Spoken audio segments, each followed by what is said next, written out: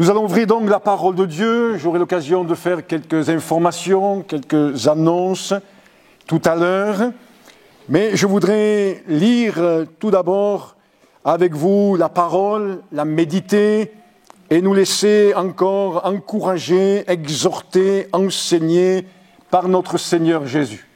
Je voudrais lire avec vous dans le psaume 32. Nous lirons le psaume dans son entier. Et nous irons un peu plus loin que le psaume 32, puisque nous irons au psaume suivant, le psaume 33. Je faisais part à quelques frères et sœurs que durant notre temps de repos et de vacances que nous avons pu avoir, grâce à Dieu, ces semaines passées, je me suis renouvelé dans le message de l'Évangile. J'ai lu un livre que je vous encourage à lire au moins une fois, voire plus dans votre vie. Ce livre est un best-seller maintenant, au moins en France, même s'il est traduit dans d'autres langues.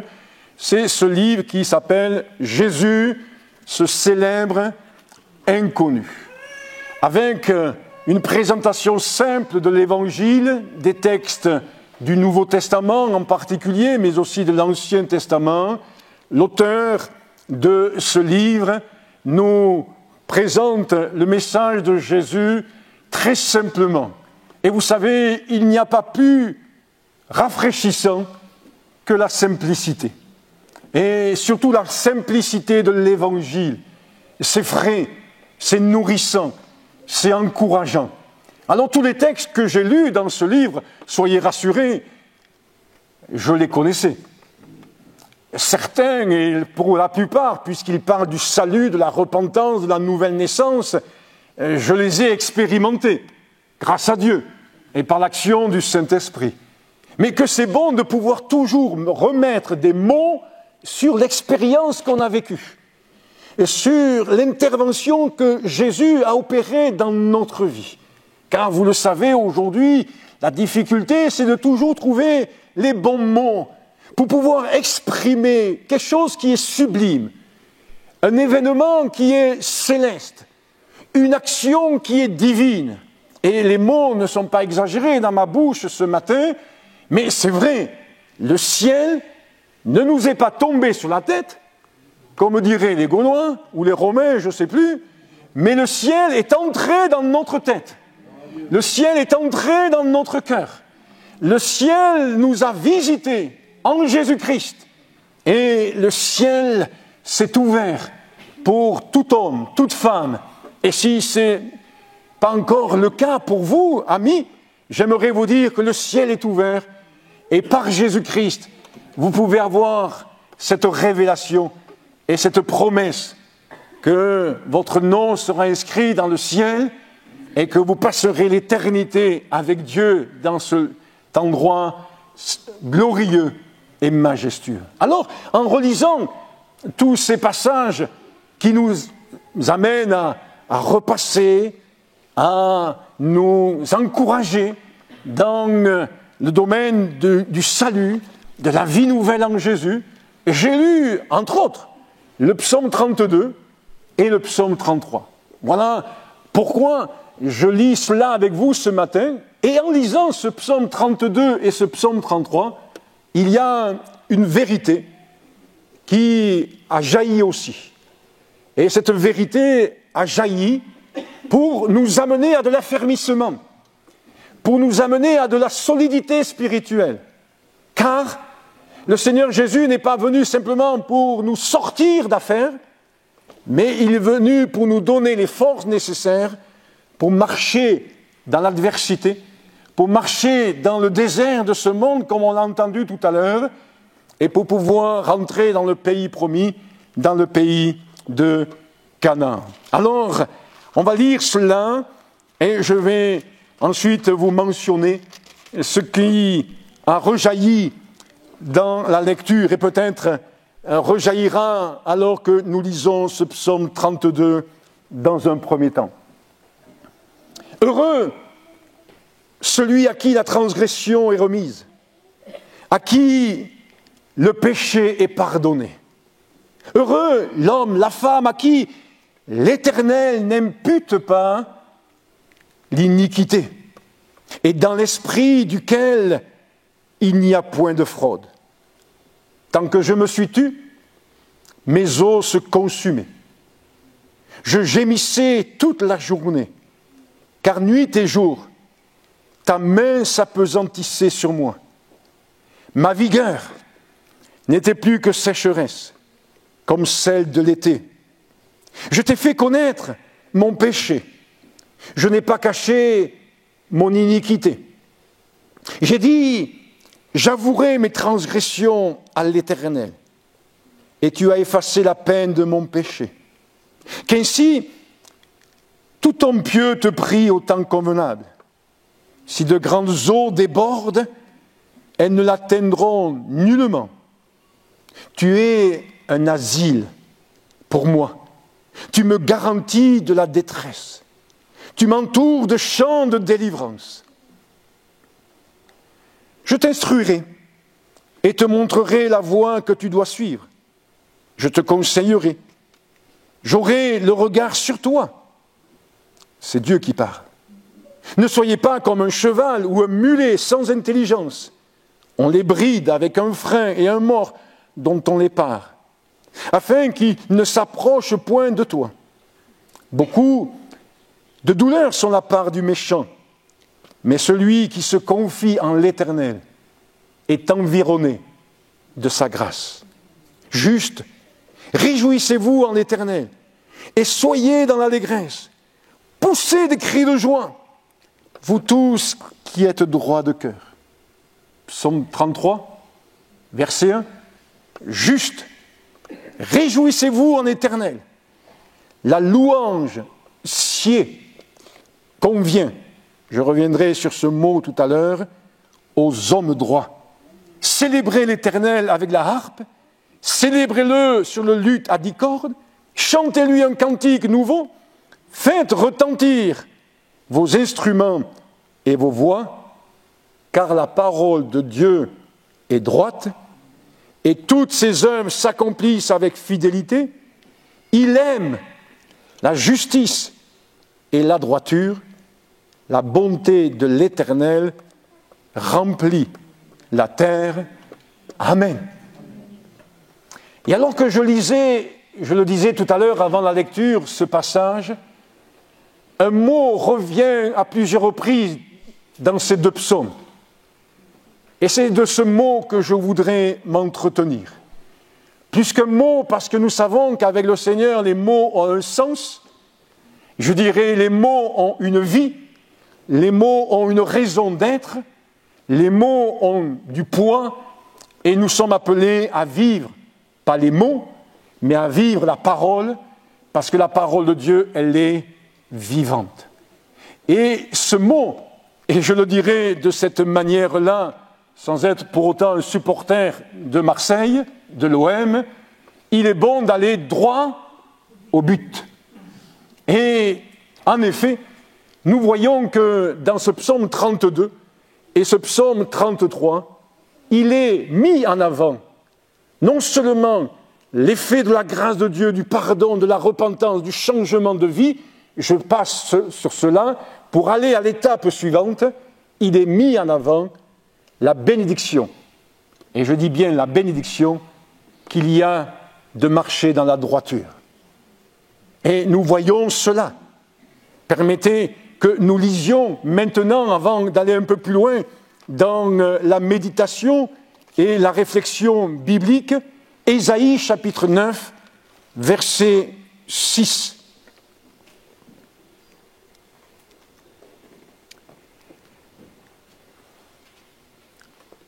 Il est prophétiquement parlé de Jésus. Et au chapitre 9 et au verset 6 d'Ésaïe, voici ce que nous lisons. Donnez à l'empire de l'accroissement et une paix sans fin au trône de David et à son royaume. L'affermir et le soutenir par le droit et par la justice, dès maintenant et à toujours. Voilà ce que fera le zèle de l'Éternel des armées. Avant de développer cette dimension de droiture qui se trouve auprès de Dieu, je relève avec vous justement ce qui nous est dit dans ce verset d'Ésaïe, l'affermir et le soutenir par le droit et par la justice. La Bible nous encourage à considérer une œuvre extraordinaire qu'il a opérée dans la vie de ceux qui sont aujourd'hui ses enfants et dans la vie de ceux et de celles qui aujourd'hui entendent le message salutaire, salvateur de Jésus-Christ et qui comprennent ce que nous avons déjà compris par la grâce de Dieu, mais que tout homme est appelé à comprendre aujourd'hui, ce qui est écrit dans Jérémie au chapitre 17 et au verset 9. Verset qui n'est peut-être pas un verset qui embellit l'image de l'être humain. Mais pourtant ce verset est salutaire. Puisque dans ce passage de Jérémie 17, verset 9, il nous est dit « Le cœur de l'homme est tortueux par-dessus tout, et il est méchant. Qui peut le connaître ? Moi, l'Éternel, j'éprouve le cœur, je sonde les reins, pour rendre à chacun selon ses voies, selon le fruit de ses œuvres. » Et nous voulons bénir Dieu, où je veux en venir, où Dieu veut en venir avec chacun d'entre nous. Tout d'abord, de nous amener, nous qui sommes enfants de Dieu, à de la louange, de la reconnaissance, parce que c'est vrai, notre cœur était tortueux et méchant par-dessus tout. Soyons honnêtes, il n'y a pas un seul juste, pas même un seul, nous dit la parole de Dieu. Et je ne vais pas développer cette dimension-là, mais tout simplement nous dire, voilà, d'un cœur tortueux et méchant par-dessus tout, par la grâce de Dieu, par la puissance du Saint-Esprit, par l'œuvre salvatrice et purificatrice du sang de Jésus-Christ, alors, eh bien, ce qui était tordu a été redressé. Amen. Alléluia, oui, vous faites bien de dire Amen. Ce qui était bien biaisé, ce qui était comme une scoliose spirituelle a été redressé. Tout ce qui était tordu de travers a été là, eh bien, par la grâce de Dieu, transformé. Nous avons été délivrés de tout ce qui était, eh bien, pervers, corrompu, tordu dans notre esprit. On le dit souvent, des fois, dans des situations bien catastrophiques dans notre monde. Mais comment se fait-il que l'être humain a autant l'esprit tordu et pervers? Mais la grâce de Dieu a triomphé. Et la grâce de Dieu peut triompher. Et si à cause de la haine, il y a aujourd'hui des massacres, à cause de la haine, aujourd'hui, il y a de la vengeance, à cause de la haine, aujourd'hui, il y a des paroles violentes qui peuvent être dites, gloire à Dieu en Jésus-Christ. Toutes ces choses, eh bien, tordues, peuvent être redressées. Et nous pouvons, eh bien, oui, envisager. Et je dis bien envisager, parce que c'est un combat de chaque jour, même pour l'enfant de Dieu, nous pouvons envisager de marcher dans la droiture. Et la droiture amène de l'affermissement. Nous l'avons lu dans Ésaïe, l'affermir et le soutenir par le droit et la justice. Et nous avons vu, pas plus tard que mercredi, au travers du psaume 27, verset 1, que l'Éternel était celui qui voulait mettre en nous la lumière, le salut, et il voulait nous soutenir. Mais il nous donne les moyens pour être soutenus. Ce n'est pas simplement, eh bien, à nous de le laisser faire, mais à nous d'assumer les responsabilités qui sont les nôtres en tant qu'enfants de Dieu et de rechercher cet affermissement. Et la droiture en fait partie. Nous pouvons mieux saisir ce que je viens de dire. Pourquoi ? Parce que David mentionne dans ce psaume 32 deux choses précieuses. Je ne vais pas vous faire l'histoire de cet homme, David. Ce psaume 32, vous le mettez en parallèle avec le psaume 51. Et David, dans ce psaume de repentance, de retour vers Dieu, c'est ce qu'il mentionne. Je ne vais pas relire ce psaume. Fait mention tout d'abord au verset 2, que Dieu bénit l'homme, la femme, dans l'esprit duquel il n'y a point de fraude. Et puis au verset 11, nous l'avons lu, il dit « Poussez des cris de joie, vous tous qui êtes droits de cœur. » Permettez, pas pour insister, mais quand même pour bien asseoir la parole de Dieu ce matin. Dans le psaume 33, nous avons lu « La louange convient aux hommes droits. » La parole de l'Éternel, elle est droite. Il aime la justice et la droiture. Oui, la droiture se trouve auprès de Dieu. Et quand nous venons de lire que la louange sied aux hommes droits, la version Tob dit ceci, la louange convient aux hommes droits. C'est-à-dire que ce qui est convenable, correct, normal, jaillit de ce qui est de la droiture.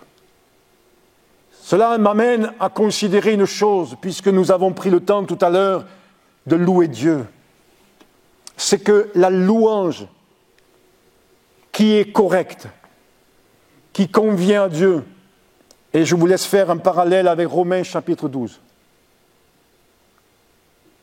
La louange et le culte qui convient à Dieu ne peut pas être dissocié d'une expression d'un cœur droit et d'un esprit droit. Quand je dis droit et quand la parole de Dieu dit droit, ce n'est pas sectaire, ce n'est pas intransigeant. C'est droit dans le sens de juste, de vrai, d'honnête, de correct, qui correspond à l'enseignement de la parole de Dieu. Le psalmiste met en avant cette caractéristique divine. Dans le psaume 33, nous l'avons lu.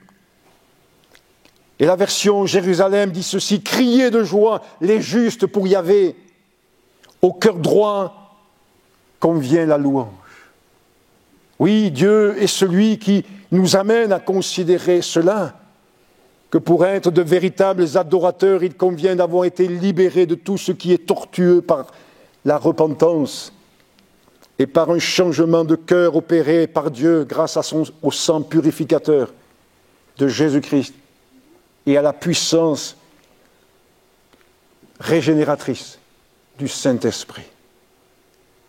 Le prophète Osée, au chapitre 14 et au verset 9, qui correspond au dernier verset de ce livre, la dernière parole de la prophétie d'Osée, dit ceci, que celui qui est sage prenne garde à ces choses.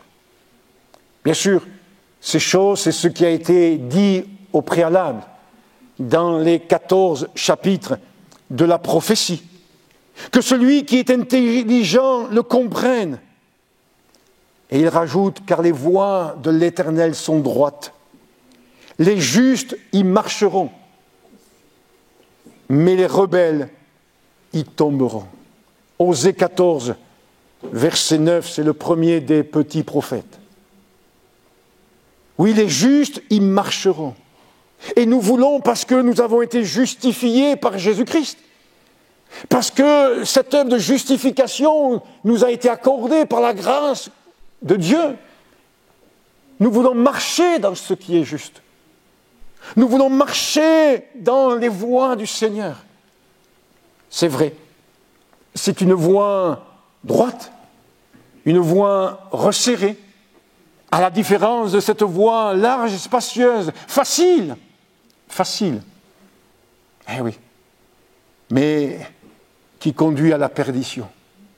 Comprenons le message de Dieu au travers du prophète Osée, mais comprenons aussi ce que Dieu nous dit au travers du prophète Ésaïe au chapitre 28, au versets 16 et 17. Et si vous avez un peu de temps, alors venez avec moi dans une lecture de ces deux versets. Ésaïe 28, versets 16 et 17. Et le prophète Ésaïe est un prophète que nous pourrions caractériser d'évangéliste, car il nous appelle à venir à Dieu, à venir auprès du Seigneur.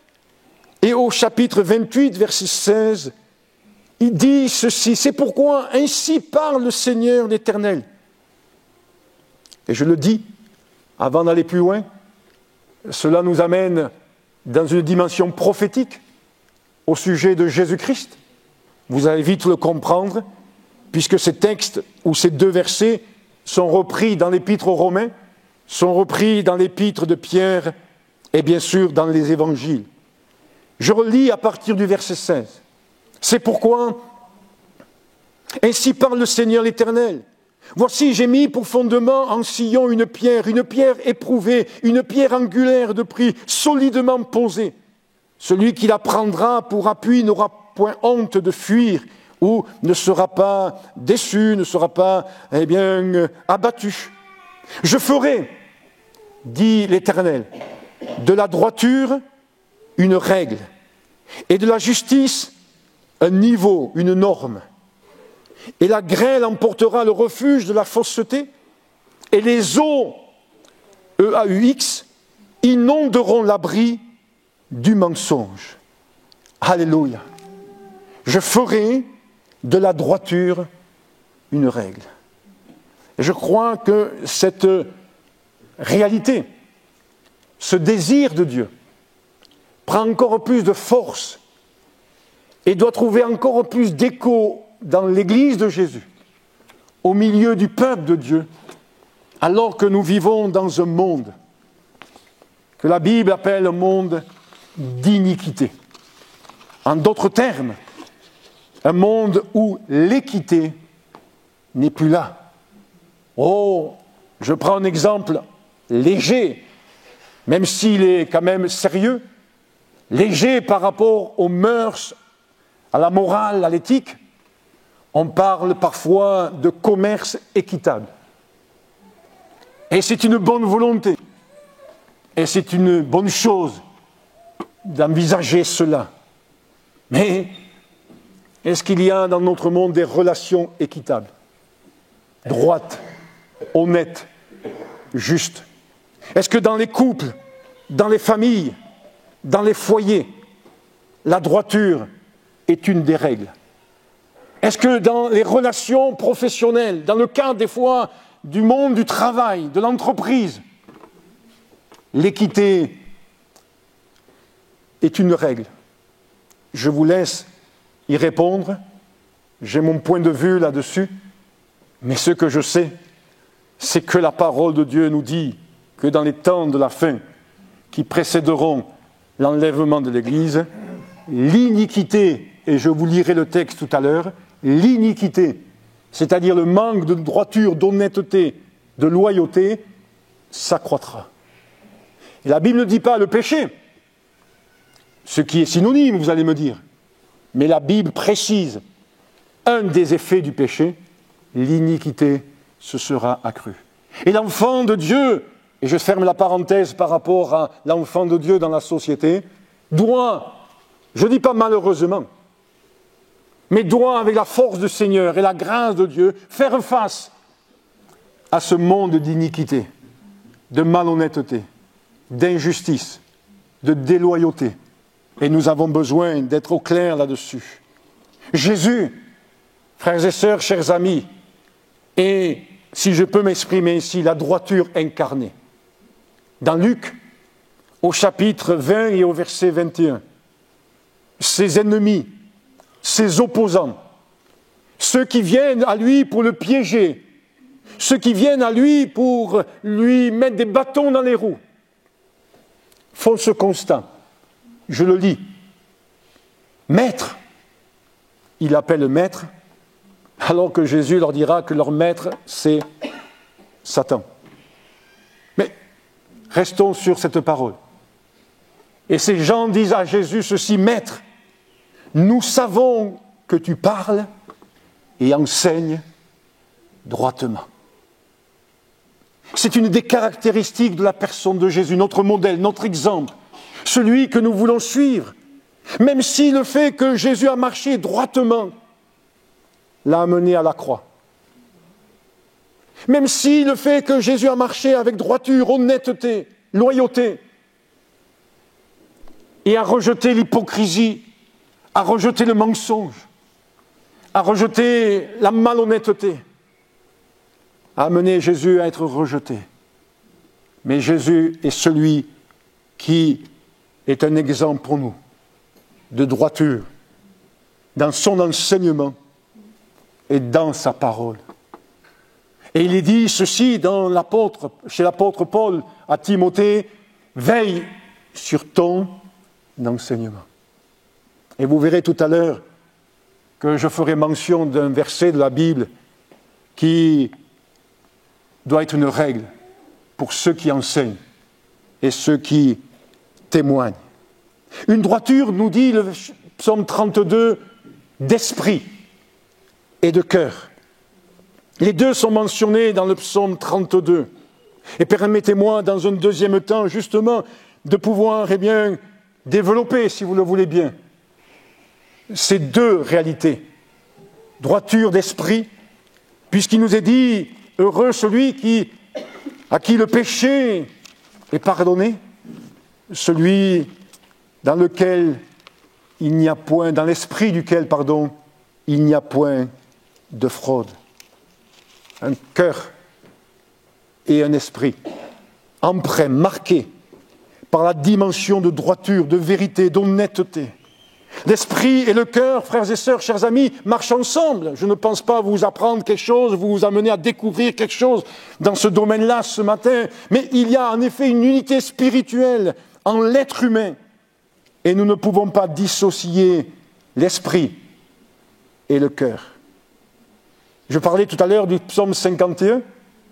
Et dans le psaume 51, si vous avez en mémoire quelques phrases du psaume 51, qui est très connu par les enfants de Dieu, par les rachetés, que dit David dans le psaume 51 ? Il parle du cœur. Et il parle de son esprit. Et il va dire quoi ? Renouvelle en moi un esprit bien disposé. Il dira précédemment, avant cela, il dira, tu veux que la vérité soit au fond du cœur. Quand je vous disais tout à l'heure que le psaume 51 et 32 peuvent être associés, c'est une réalité mentionnée par ce fait. Alors n'oublions pas que David, s'il prie comme cela au psaume 51, c'est parce qu'à un moment donné, dans son cœur, la droiture a disparu. Oui, allez, osons employer ces mots. Il a manigancé. On dirait aujourd'hui, il a magouillé. Il a combiné. Il a eu un faux langage. Tout ça pour éliminer le mari de sa maîtresse. Et vous savez où ça a mené. Et nous comprenons bien que David, dans cet esprit de repentance, et le psaume 51 n'a pas été écrit le lendemain de ce crime. Il a été écrit bien des mois après. Il faut se référer au texte biblique. Et David est là encore conscient que là où ça a coincé, là où ça a mené un problème, c'est dans le cœur et l'esprit, où il a manqué de la droiture devant Dieu et de la droiture devant les hommes. N'oublions pas, frères et sœurs, chers amis, que le péché a fait, ou permettez-moi de dire, peut-être pour nuancer les choses, avait fait des ravages dans notre esprit. En soyons-en conscients. Sinon, on a un problème avec nous-mêmes. On a un problème avec soi-même. Le péché a fait des ravages dans mon esprit. Tant que je laissais le péché dominer dans mon esprit et dans ma vie. Le mensonge. Et le mensonge est tout l'opposé de la droiture, de la vérité, l'hypocrisie, l'apparence, le faux semblant. Toutes ces choses que Jésus va rejeter et va même mentionner publiquement envers des groupuscules, en leur disant « hypocrites que vous êtes ». Et je vous laisse revenir ensemble ou en aparté à la maison sur tous ces passages de l'Évangile. Que dire ? Parce que je veux avancer en ce qui concerne le cœur. Nous avons lu tout à l'heure dans Jérémie qu'il était tortueux selon ce qu'il nous transmet de la part de Dieu, mauvais, pervers, corrompu, je vous laisse trouver d'autres synonymes. C'est là où ça en vient à ce que je vous disais tout à l'heure, et je veux y revenir quelques instants pour donner une parole qui amène à la persévérance, qui amène à poursuivre le bon combat, qui amène à compter sur Jésus pour pouvoir rester fidèle à sa parole et marcher droitement dans les choses qui concernent son royaume. Car en effet, je ne vais pas donner la référence tout à l'heure, mais dans Matthieu 24, verset 12, Matthieu 24, verset 12, voici ce qui est écrit. Et parce que l'iniquité se sera accrue, l'amour du plus grand nombre se refroidira. Et au verset suivant, le verset 13, c'est là où il est écrit ceci, celui qui persévérera jusqu'à la fin sera sauvé. Souvent, on lit le verset 13 et on s'encourage mutuellement en disant « Oui, ma sœur, oui, mon frère, la Bible nous dit de persévérer jusqu'à la fin. » Mais quand on lit le verset 12, on voit, je ne dis pas on découvre, mais on voit le contexte dans lequel le Seigneur nous demande de persévérer. On peut toujours dire à quelqu'un « persévère », mais bon, c'est très général. Persévère peut-être parce que tu es malade, persévère parce que, eh bien, je ne sais pas, il n'y a pas de réponse à la prière pour l'instant, persévère parce que il y a d'autres difficultés. Mais là, le Seigneur nous demande de persévérer par rapport à un domaine très spécifique. Et ce domaine-là, c'est par rapport à l'iniquité. Pas de persévérer dans l'iniquité, mais de persévérer dans la droiture et dans le salut révélé dans le psaume 32, entre autres, face à l'iniquité. Face à l'iniquité. Et je me rappelle, et je vous le mentionne maintenant, ce que j'entendais souvent lorsque j'étais adolescent et enfant, c'était cette expression: quand on est chrétien, on doit marcher à contre-courant. Persévérer quand on marche à contre-courant, c'est fatigant. Ça peut être même épuisant. On peut se lasser et faire comme certains dont les noms figurent dans le Nouveau Testament, abandonner la foi, lâcher la main de Dieu. On peut persévérer parce qu'on est malade et qu'on se dit dans 4 matins on sera au ciel et la maladie, elle n'y sera plus. Mais quand chaque jour on doit être confronté à l'iniquité, au manque de droiture, de vérité, d'honnêteté, d'injustice qu'il y a dans notre société, peut-être vous n'êtes pas dans le monde du travail, vous êtes peut-être retraité encore à ce jour, c'est bien. Mais considérez vos frères et vos sœurs qui, dans le monde du travail, doivent être toujours là, sur leur garde, sur le qui-vive, pour pouvoir rester dans ce chemin de la droiture, devant Dieu et devant les hommes. Et nous devons intercéder pour la jeune génération qui veut se lever pour Jésus-Christ, afin qu'ils comprennent cela et qu'ils ne se laissent pas engloutir par cette iniquité qui s'accroît jour après jour. Et nous avons besoin de veiller sur cela. Et parce que l'iniquité se sera accrue, l'amour du plus grand nombre se refroidira. Que Dieu fasse que l'iniquité soit rejetée avec force et virulence, et que la droiture soit recherchée. Marcher droit, c'est marcher dans la vérité. Et j'ai été encouragé parce que je me suis dit, ce message n'est pas un message qui fera des milliers de vues sur Internet. crois que mes messages, ils ne font pas des milliers de vues. Mais ce n'est pas grave. Et vendredi après-midi, attentif à la prière des frères et sœurs présents, il y a un frère qui a prié. Et qui a prié dans ce sens. Qui a prié pour que la droiture soit la marque, alors il n'a pas parlé comme ça, mais soit la marque de fabrique de l'Église de Jésus-Christ. Que la droiture soit la marque de fabrique, soit l'empreinte, soit la caractéristique de l'Église de Jésus-Christ, parce qu'elle sera la caractéristique de chacun des enfants de Dieu. Je le répète, afin qu'il n'y ait pas de zone d'ombre. Parler de la droiture de Dieu ne veut pas parler d'intégrisme, de sectarisme, mais veut parler simplement de vérité, d'honnêteté, de loyauté devant Dieu et devant les hommes, avec Dieu et avec les hommes.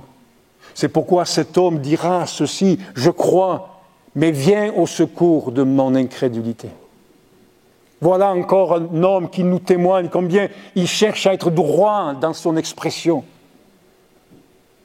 Et je verrai avec vous, pour terminer, quelques exemples. Et je ne veux pas m'attarder plus, parce que justement, au travers de ces exemples, je veux être assez pragmatique, concret. Mais considérez une chose, mes frères et mes sœurs, au travers de ces exemples que nous trouvons dans la parole de Dieu, qu'ils soient négatifs dans un premier temps ou positifs.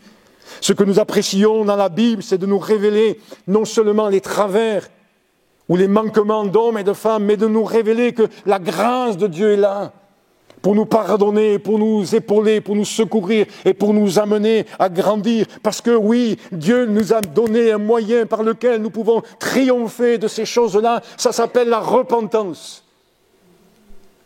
Et c'est pourquoi l'apôtre Jean nous invite, eh bien, oui, à considérer ces choses-là et à confesser lorsque, eh bien, des fois nous avons manqué de droiture, manqué de vérité, et de pouvoir laisser le Seigneur nous amener à triompher. Comme ce fut le cas, eh bien, de Jacob, où Dieu a triomphé dans sa vie. Dieu est appelé à triompher dans notre vie. Justement, parlons-en de Jacob, et plus particulièrement de la maman de Jacob. Madame Isaac. Vous la connaissez, Madame Isaac? Rebecca, dans Genèse chapitre 27. Parce qu'on parle souvent de Jacob. Mais la maman n'a pas été quand même des plus claires. C'est qui a quand même eu l'idée de mettre de la peau, de tromper, d'égarer son propre mari? Vous voyez, remettons un peu les choses dans son contexte quand même. D'accord? On encourage, enfin le mot est peut-être pas bien placé, mais on insinue à son fils, pas simplement de tromper son père, mais on insinue de tromper son mari. Bon, ok. Alors oui, ce stratagème, bien quand même, quand on réfléchit, a mené à une situation bien délicate. Le foyer s'est disloqué, la famille s'est divisée. Une maman a vu partir son fils, pourtant, ça laisse entendre qu'elle l'aimait beaucoup, mais les situations ont fait que, et on voit que même des années plus tard, les choses ne sont pas encore bien réparées.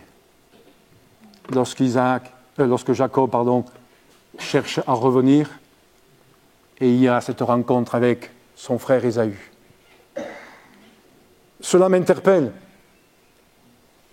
Interpelle parce qu'on s'aperçoit que ce n'est pas simplement un problème d'un jour. Ce n'est pas simplement un problème d'un instant. Et qu'après on passe comme si on avait oublié. Mais il y a des ramifications. Alors j'en viens à des exemples dans le Nouveau Testament, et je pense que chacun d'entre vous connaissait ces témoignages dans le livre des Actes des Apôtres. Livre ou période, plutôt devrais-je dire, période où le Saint-Esprit est à l'œuvre. D'une manière puissante, glorieuse. On aimerait que le Saint-Esprit soit à l'œuvre comme ça de nos jours. Vous pouvez dire Amen. Où il y a des conversions, des repentances. Des démons sont chassés. L'œuvre des ténèbres recule. La gloire de Dieu se manifeste. Et pourtant, malgré l'action, j'allais dire, quasi quotidienne du Saint-Esprit, il y a là quelques faits qui nous interpellent sur le besoin d'être vigilants. Et j'en reviens à cet exemple que vous connaissez très bien d'Ananias et Saphira. Est-ce qu'ils sont clean? Pas tant que ça, hein? Ils manigancent, ils combinent. Il n'y a pas de droiture dans leur cœur. Il n'y a pas de droiture dans leur esprit. Vous en connaissez la suite. Que dire au chapitre 8 du livre des Actes des Apôtres de cet homme prénommé Simon? Rien à voir avec Pierre. Mais Simon, ce passage du chapitre 8 des Actes des Apôtres nous est révélé un petit peu quelques caractéristiques, spécificités de sa personne. Et on rappelle ce matin qu'il est baptisé d'eau. Est-ce que le baptême d'eau fait tout? Il est baptisé d'eau. Il est là, présent. Il ne fait pas cavailler seul. Mais il est là quand même bien présent dans l'Église, bien présent là dans les rencontres de l'Église. Et il est observateur. Il considère les choses. Il écoute. Il entend parler en langue. Et puis, il y a cette révélation qui est faite. Et Pierre qui est obligé de clarifier les choses, d'expliquer les choses et de lui dire qu'il a besoin de se repentir. Repens-toi donc de ta méchanceté et prie le Seigneur pour que la pensée de ton cœur te soit pardonnée s'il est possible. Car je vois que tu es dans un fiel amer et dans les liens de l'iniquité. Le cœur, l'iniquité, les pensées, on est dans le contexte. On est dans le même esprit de la prédication de ce matin, au travers de cet exemple. Et il est prêt à offrir de l'argent pour recevoir quelque chose qui vient de Dieu. Son esprit n'a pas été régénéré.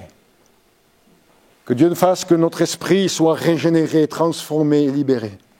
Après vous avoir donné le témoignage de Céphas, je voudrais vous donner quelques témoignages encourageants qui sont des fois peu considérés. Mais quand même, en méditant sur ces choses-là, au tout début, j'ai dit, mais est-ce que je vais trouver des exemples dans la Bible? Et puis j'ai été surpris quand même, il y en a de nombreux. Même Céphas, l'apôtre Pierre. Vous connaissez ce passage où l'apôtre Paul s'accroche avec lui. Ah, le mot n'est peut-être pas fraternel, hein, je reconnais. Mais enfin, des fois, il nous est parlé de vives discussions dans la Bible aussi. Hein. Et dans Galates, au chapitre 2, verset 11, voici ce qu'il nous est dit. Je cite pour ne pas, justement, manquer de droiture dans la prédication de la parole de Dieu. On lit à partir du verset 11, je ne sais pas si vous avez trouvé la référence, mais je cite et je vais conclure dans un instant. Lorsque Céphas vint à Antioche, je lui résistai en face, parce qu'il était répréhensible. Céphas, c'est Pierre, l'apôtre. En effet, dit Paul, avant l'arrivée de quelques personnes de l'entourage de Jacques, il mangeait avec les païens. Et quand elles furent venues, ces personnes, il s'esquiva et se tint à l'écart par crainte des circoncis. Avec lui, les autres Juifs usèrent aussi de dissimulation. En sorte que Barnabas même fut entraîné par leur hypocrisie. Voyant qu'il ne marchait pas droit, selon la vérité de l'Évangile, je dis à Céphas, en présence de tous, si toi qui es juif, tu vis à la manière des païens et non à la manière des juifs, pourquoi forces-tu les païens à judaïser? Bien, je vois que l'apôtre Paul, il a été très fraternel avec Pierre. Et il a cherché à réveiller son esprit, à réveiller sa conscience, et à lui montrer que, peut-être par envie de ne pas choquer, surprendre, ou peut-être de se faire tout à tous, à ce moment-là, il y a eu du compromis. Et que ce compromis, cette manière de faire les choses, va entraîner d'autres dans l'aveuglement. Comme quoi, toute notre attitude impacte plus ou moins ceux et celles qui nous côtoient. Alors je pense que le texte est assez clair, et l'apôtre Paul dit ceci, voyant qu'il ne marchait pas droit. Il a discerné, il a vu, il a considéré les choses. Peut-on parler là de jugement? Frères et sœurs, moi je dis non. Il n'a pas cherché à accabler, à accuser, à condamner. Il a jugé, certes, des faits, considérant qu'ils n'étaient pas en adéquation avec la parole de Dieu, l'Évangile, c'est ce qu'il va dire, d'accord? Il va bien préciser que la droiture dont il parle, c'est selon la vérité de l'Évangile. Ce qui m'amène à vous citer, et je conclus par là, 3 exemples. Je vais essayer d'être court, l'heure a tourné. Tout d'abord, j'ai trouvé intéressant de réfléchir à nouveau sur le fils prodigue. Pourquoi? Parce que quand vous lisez l'évangile de Luc au chapitre 15, où l'histoire figure, la parabole figure, il nous est dit ceci du fils prodigue. Et c'est là où je disais tout à l'heure, il y a des choses des fois qu'on peut peut-être trouver secondaires, mais qui sont précieuses.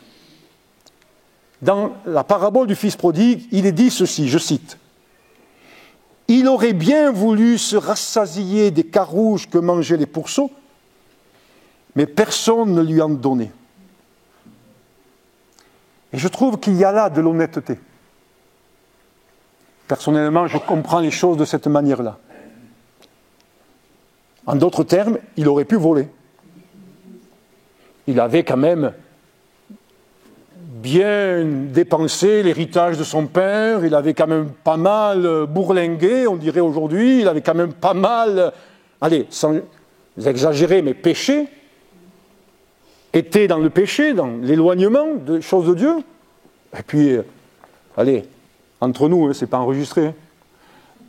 Un péché de plus ou de moins, pourquoi pas? Eh bien non. Il est quand même dit ceci, il aurait bien voulu se rassasier. Le fait qu'il aurait voulu se rassasier montre qu'il était quand même dans la disette, dans la souffrance physique. Et puis peut-être là dans un mal-être. Et là dans peut-être un certain cri à l'intérieur de lui-même. On peut réfléchir encore un peu plus. Pas simplement parce que son ventre était vide, mais il aurait pu chercher à justifier son vol, le vol de ses carouges. Mais comme personne ne lui en donnait l'occasion, il ne l'a pas fait. Vous allez peut-être trouver ça exagéré, parce que je sais que maintenant c'est commun. Moi je le vois quand je vais dans les supermarchés. Ah tiens, on va goûter un peu cet abricot. Ah tiens, on enlève ce grain de raisin. On le goûte. On le mange. Et qui t'a donné l'autorisation de manger cet abricot? C'est marqué libre service? C'est marqué prenez et mangez? C'est marqué goûtez et voyez combien c'est bon? Je ferme la parenthèse. Le fils prodigue, quelque part, m'interpelle. Et je crois que s'il y a eu en lui cette dimension de repentance et de retour vers la maison de Dieu, c'est qu'au fond de lui, il y avait quand même une dimension de droiture. Droiture qu'il a sans doute perçue dans la maison du Père. Et ça m'interpelle aussi parce que je me dis, ceux et celles qui ont connu l'Évangile et qui se sont éloignés de Dieu comme le Fils prodigue, quelque part au fond d'eux-mêmes, il y a toujours quelque chose. Et moi j'ai entendu des fois des gens qui se sont éloignés de Dieu, éloignés de l'Église, et qui m'ont dit ceci, mais Jean-Luc, ou qui m'ont dit, pasteur, par rapport à ce que j'ai appris quand j'étais à l'église, je ne peux pas me permettre de faire ça. Pourtant, ils étaient conscients qu'ils étaient dans le péché. Mais il restait cette dimension de droiture et de vérité. Alors, mes amis, je me suis dit que oui, la souffrance du fils prodigue, parce qu'il avait faim, une souffrance légitime. Les gens disent on a le droit de manger, oui. Mais la souffrance, considérons cela, ne peut justifier en aucune manière le péché et l'iniquité. Comme il n'en avait pas l'autorisation, il n'en prenait pas. Et j'y vois là une droiture de cœur. C'est ce que Jésus dira à un autre homme, et petit à petit, on va crescendo vers la conclusion. Jean chapitre 1, verset 47.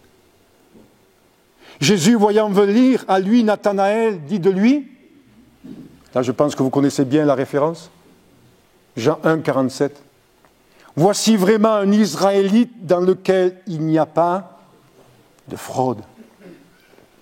Et ça nous ramène au psaume 32. J'ai regardé quelques versions, je vous l'ai dit comme cela, sans plus de commentaires. La version Top dit ceci, en qui il n'est point d'artifice. La version Jérusalem dit sans détour. Et la transcription Parole vivante dit sans arrière-pensée.